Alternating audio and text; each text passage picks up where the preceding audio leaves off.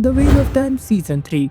तो एपिसोड 1 की शुरुआत सीधे टावलोन से होती है, जहां व्हाइट टावर में लिएंड्रिन के ऊपर सुनवाई चल रही होती है, जिसमें स्वान सांचे ने लिएंड्रिन को डार्क फ्रेंड घोषित कर दिया। तो इसके बाद लिएंड्रिन सीधे स्वान सांचे पे ही इल्जाम लगा देती है कि ड्रैगन रिबॉर्न को भगाने में इसी का हाथ है, मगर स्वान सांचे ऐसी खोखली धमकियों से डरने वाली नहीं थी। वो सीधे नाइनीव को गवाह के तौर पे पेश करती है, जिससे लिएंड्रिन का भांडा यही फूट जाता है। तो अब सच सबके सामने आ चुका था कि लिएंड्रिन डार्क फ्रेंड है। जिसके बाद बिना कोई टाइम गंवाए लिएंड्रिन टावर में मौजूद अंडरकवर डार्क फ्रेंड्स के साथ मिलके वहाँ पे अटैक करना शुरू कर देती है, जिस वजह से वहाँ पे मौजूद काफी लोग अपना जान गंवा देते हैं। जिसके बाद टावर से भागते हुए ब्लैक आजा के मेंबर्स ने टावर में रखे हुए कुछ एंशिएंट आर्टिफैक्ट चुरा लिए। जिसके बाद लिएंड्रिन अपने पूरे ब्लैक आजा के साथ टावर से निकल के भाग रही होती है। तभी इनके सामने अलाना और उसके दोनों वार्डर्स आके खड़े हो जाते हैं। जिसके बाद उनके बीच एक तगड़ी मैजिकल फाइट हमें देखने को मिलती है। तो इसके बाद लिएंड्रिन अलाना के एक वार्डर को मार देती है। इधर सिचुएशन की गहराई को देखते हुए स्वान सांचे भी टावर से बाहर आ जाती है,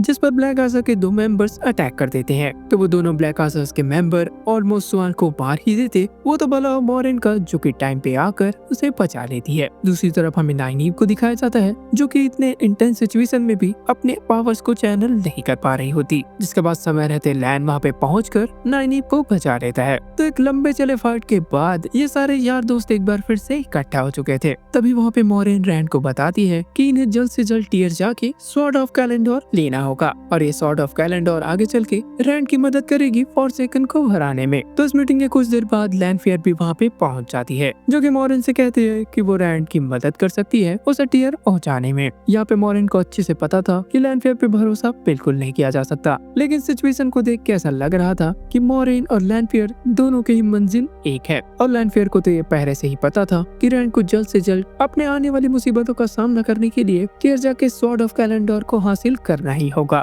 जिसके बाद उन दोनों के बीच डील होती है कि लैंडफेयर रैंड के दोस्तों के सपने में जाके उन्हें डराएगी, ताकि रैंड को ऐसा लगे कि उसकी वजह से उसके दोस्तों की जान खतरे में है, और ये चीज काफी होगा रैंड के टीयर के लिए रेडी होने में। इधर स्वान नाइनीव और इग्वेन को लेक्चर दे रही होती है कि तुम्हें व्हाइट टावर में रह के आगे आने वाले मुसीबतों का सामना करने के लिए रेडी होना चाहिए, क्योंकि इस बात के बहुत ज्यादा चांसेस है कि कभी न कभी रैंड वन पावर के इन्फ्लुएंस में करप्ट हो ही जाएगा, और तब उसका सामना करने के लिए व्हाइट टावर को इग्वेन और नाइनीव जैसे पावरफुल आइस डाइस की जरूरत पड़ेगी। इग्वेन एक शर्त पर स्वान की बात मानती है कि उसे अभी के अभी ट्रायल ऑफ आर्चेस कंप्लीट करनी है, ताकि जल्द से जल्द वो सर्पेंट रिंग हासिल कर सके, और इस ट्रायल के लिए स्वान भी मान जाती है। जिसके बाद इग्वेन जैसे ही अपने ट्रायल में एंटर करती है, वो देखती है कि वो खुद एमरलिन सीप बन चुकी है। इसके साथ ही रैंड अब पूरी तरीके से वन पावर से करप्ट होकर पेरेंट को मार चुका है। इसके साथ ही वो इग्वेन को अपने सामने झुकने के लिए कह रहा होता है, मगर तभी हम देखते हैं कि इग्वेन अपने आर्चेस को पार करके वहाँ से बाहर निकल जाती है। तो आप लोगों में से जिसको नहीं पता, तो इस ट्रायल ऑफ आर्चेस के दौरान आइस डाइस को एक ऐसी फेक रियलिटी का सामना करना पड़ता है, जो कि होता तो फेक है, लेकिन जब आइस डाइस उससे बाहर निकलती है तब उन्हें ऐसा फील होता है कि ये सब चीजें उनके साथ हो चुकी है। जिसके बाद इग्वेन को सर्पेंट रिंग मिल जाती है। इसके साथ ही वो स्वान से कहती है कि अब वो व्हाइट टावर से बाहर जा रही है। मतलब इग्वेन ने पूरी तरीके से स्वान का काट दिया,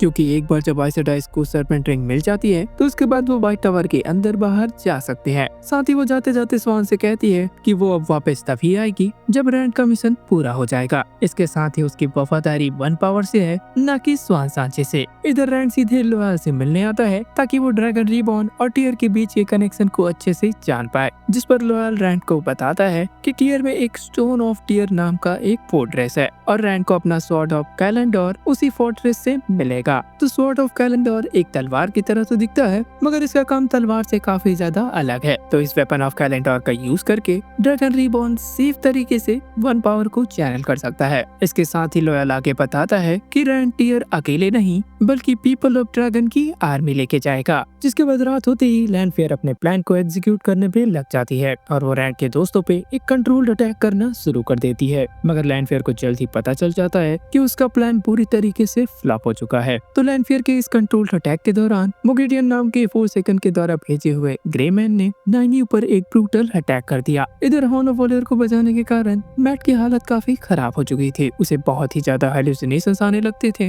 इसके साथ ही बहुत सारी आवाजें अपने कानों में सुनाई देती थी, जिस वजह से नाइनीव जब मैट को हेल्प के लिए बुला रही होती है तब वो नाइनीव की आवाज नहीं सुन पाता, मगर तभी वहाँ पे लैंड पहुंचकर नाइनीव की जान बचा लेता है और एट द एंड लकीली किसी की भी जान नहीं जाती। इधर वो ग्रे मैन वाली बात को सुन के लैंडफेयर अच्छी तरीके से समझ जाती है कि जरूर इनके आसपास ही वो मोगेडियन मौजूद होगा। तो सिचुएशन को देख के लैंडफेयर मॉरेन को समझाती है कि इन्हें जल्द से जल्द रैंड को टावर वैलोन से बाहर निकालना होगा। इधर रैंड अपने दोस्तों को खतरे में नहीं देख सकता था, जिस वजह से वो मॉरेन के साथ आगे बढ़ने के लिए रेडी हो जाता है। इसके साथ ही फोर्सेकन वाले अटैक के बाद रैंड ने पेरेंट को अपनी नॉर्मल लाइफ जीने के लिए टू रिवर्स के गांव वापस भेज दिया और इनके जान बचाने के कारण ये दोनों आयल वॉरियर्स भी पेरेंट के साथ ही जाएंगे। दूसरी तरफ मैट डिसाइड करता है कि वो नाइनीव के साथ व्हाइट टावर में ही रुक के अपने दिमाग को ठीक करेगा। इधर एवियन आइलैंड को गुड बाय बोलने के साथ ही आयल प्रोफेसी के बारे में भी बताती है, जिसके बाद एलियन सीधे रैंड के पास जाके उसे इस आयल प्रोफेसी के बारे में बताती है और कन्विंस करते हैं कि उसे पहले आयल वेस्टलैंड में जाके अपनी आर्मी